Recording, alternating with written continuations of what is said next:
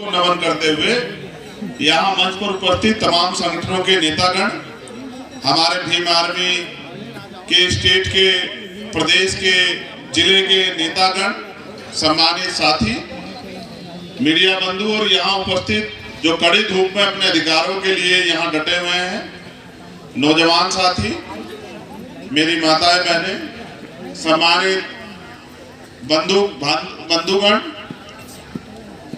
आपकी जायज मांग है। मुझे उम्मीद थी कि इतना बड़ा आंदोलन आप लोग लंबे समय से कर रहे हैं, सरकार आपकी मांग को सुनेगी, लेकिन किन्हीं कारणों से सरकार ने आपकी मांग को नहीं सुना।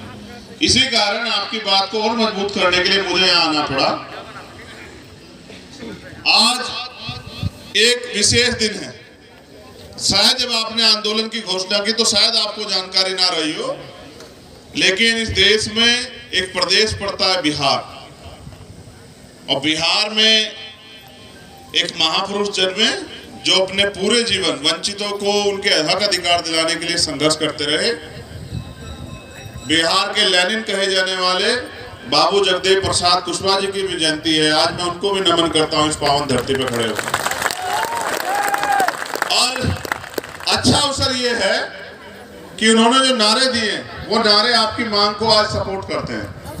उन्होंने एक नारा दिया है, 100 में से 90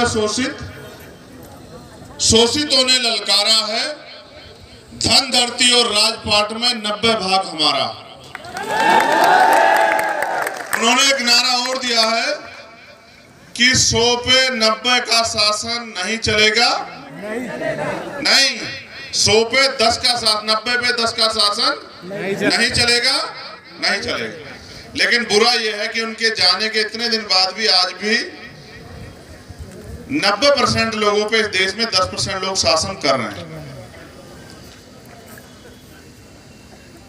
सबसे पहले तो मैं आपको धन्यवाद देता हूं, छत्तीसगढ़ के मेरे क्रांतिकारी भाइयों बहनों।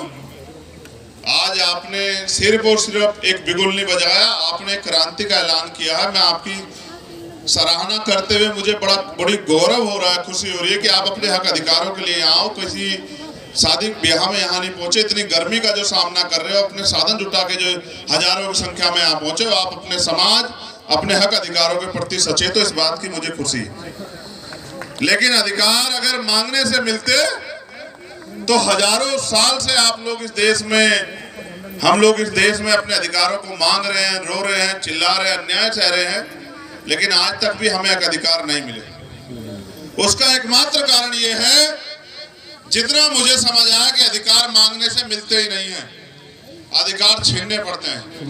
मांगने सिर्फ भीख मिलती है और अधिकार छीनने पड़ते हैं, और छीनने के लिए शक्ति की जरूरत होती है। और इस देश में शक्ति संगठन में है और सत्ता में है। जिनकी सत्ता होती है उनको किसी के आगे हाथ नहीं फैलाना पड़ता, और जिनकी सत्ता नहीं होती वो आंदोलन करने आते हैं तो उनके ऊपर झूठे मुकदमे लगा के उनको जेल भेजने का काम जो है सरकार के लोग करते हैं।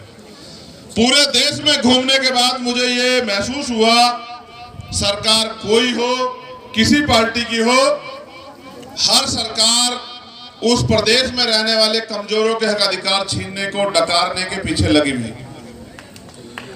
मुझे खुशी इस बात की है कि बड़ी संख्या में अगर नौजवान साथी अपने हक अधिकारों के लिए संघर्ष कर रहे हैं तो हमारी माताएं बहनें भी पीछे नहीं है, वो भी बड़ी संख्या में यहाँ डटी हुई है। इस बात से स्पष्ट होता है कि यहाँ क्रांति जो है वो शहर में या पुरुष वर्ग तक सीमित नहीं है। यहाँ क्रांति महिलाओं, बच्चियों, बहनों, यानी कि घर के चूल्हे तक जो है यहाँ क्रांति है। इसलिए आने वाले समय में यहाँ परिवर्तन सुनिश्चित है, यहाँ परिवर्तन को कोई नहीं रोक सकता है। साथियों, जिस मांग के लिए आप यहाँ खड़े हैं वो मांग मुझे लगता है कि 4 साल पहले ही सरकार को पूरी कर देनी चाहिए थी, जैसा कि उन्होंने वादा भी किया था।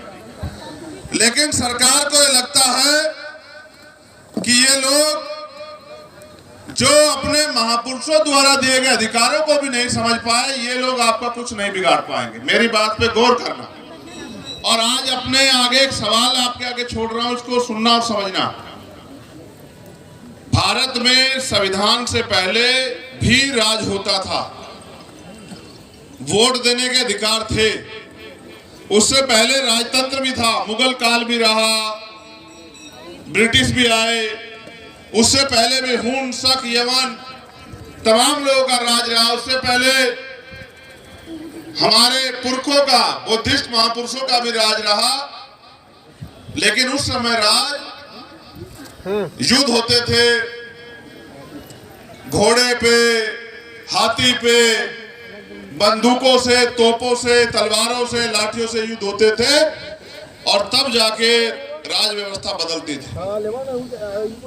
इस बात को समझते हुए बाबा साहब अम्बेडकर ने इस देश में जब लोकशाही के लिए प्रयास किया तो उनके मन में सपना था कि ये अधिकार जो हमारे लोगों को अभी तक नहीं मिले, जिनको मैं संविधान में तो लिखित कर रहा हूं, लेकिन ये मिलेंगे तभी जब हमारे लोग वोट की वैल्यू को समझ के और अपनी वोट का सही प्रयोग करके इस प्रदेश और देश में अपनी शासन सत्ता स्थापित करेंगे।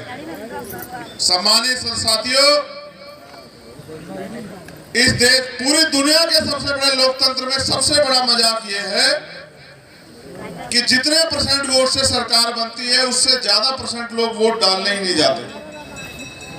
अगर आपके याद हो, छत्तीसगढ़ की जो सरकार बनी होगी, वोटिंग परसेंटेज 60, 62, 65% रहा होगा।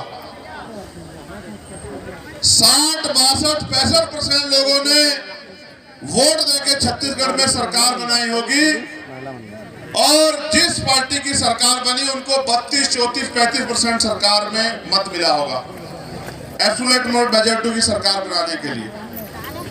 लेकिन आप महसूस करो